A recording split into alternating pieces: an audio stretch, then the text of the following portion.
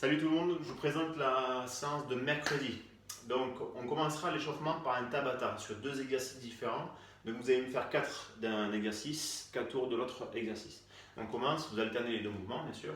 On commence par 20 secondes de montée de genou. Donc je monte le genou à hauteur de hanche, j'essaie de bien coordonner le haut et le bas du corps. Je reste bien sur la pointe de pied. 20 secondes, 10 secondes de pause, derrière je fais 20 secondes de planche avec les bras tendus. Donc je suis ici, bras tendus, jambes serrées.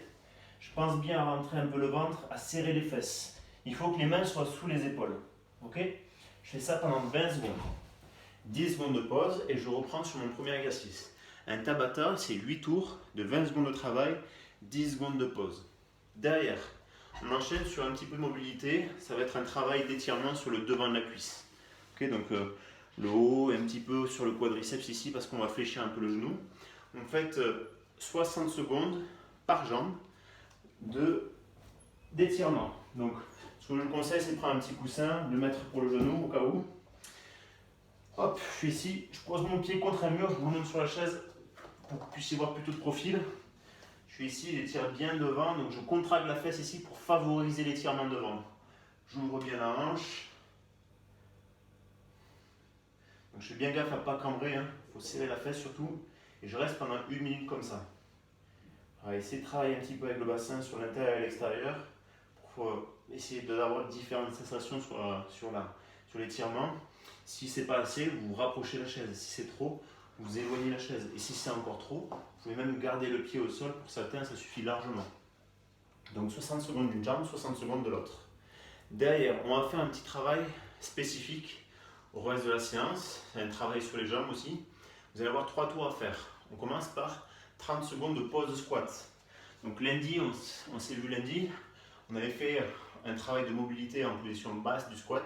Pause de squat, ça va être avec les cuisses parallèles au sol. Donc on va être en tension sur les cuisses. Donc je prends un poids ou pas, vous pouvez le faire sans poids aussi. Je fais 30 secondes, hop, les fesses à hauteur de genou. D'accord? Donc ça me fait travailler mes cuisses. Je garde bien mes talons au sol, les genoux face au point de pied. Je tends mes bras devant pour m'assurer d'avoir le dos bien droit si je ne suis pas trop sûr. Et derrière, j'enchaîne avec 12 Bulgarian Split Squat. Donc je garde ma chaise ou je prends autre chose si j'ai un canapé ou autre. Et je vais les faire avec un poids si je peux.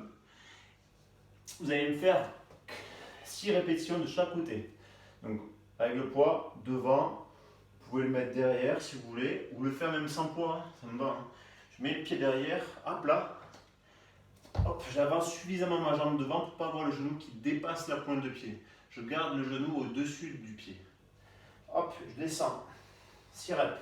1, 2, 3. Ok, vous allez jusqu'à 6. On fait 6 à droite, 6 à gauche. Et derrière, vous enchaînez avec 30 secondes de gainage, mais sur les genoux. Si c'est vraiment trop simple, vous pouvez partir sur les pieds. Donc, je suis ici, sur les genoux. Je mets sur les avant-bras. Je garde les coudes sous les épaules. Les genoux assez éloignés, il ne faut pas que je sois ici. Genoux bien éloignés. Je serre les fesses et je rentre le ventre. Ça, c'est important de contracter les fesses. Si je suis facile, comme je vous ai dit, je lève les genoux et je garde les jambes serrées, tendues. 30 secondes. Je rappelle. Donc, 3 tours, 30 secondes de pause de squat. 6 fentes de chaque côté, 30 secondes de gainage sur les genoux ou sur les pieds. Derrière la partie weightlifting, ça va être pour ceux qui ont des barres, du front squat.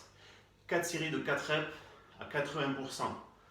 Donc front squat, j'ai la barre devant, descends en squat complet et je remonte. Pour ceux qui n'ont pas de barre, vous allez revenir sur l'exercice précédent, les Bulgarian Split Squat, sauf que vous allez me faire en tempo. Vous allez me faire 4 séries de 4 reps de chaque jambe avec 3 secondes de descente sur chaque répétition. Donc je prends le poids, je le mets devant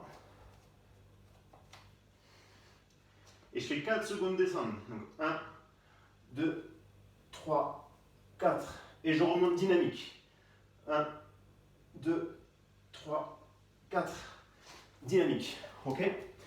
Donc je descends vraiment lentement et je remonte rapide. 4 reps de chaque côté. 4 séries. Prenez 1 minute 30, 2 minutes maximum de récupération. 1 minute 30, c'est bien. Derrière, vous avez un AMRAP de 16 minutes. L'AMRAP de 16 minutes, ça va être évolutif.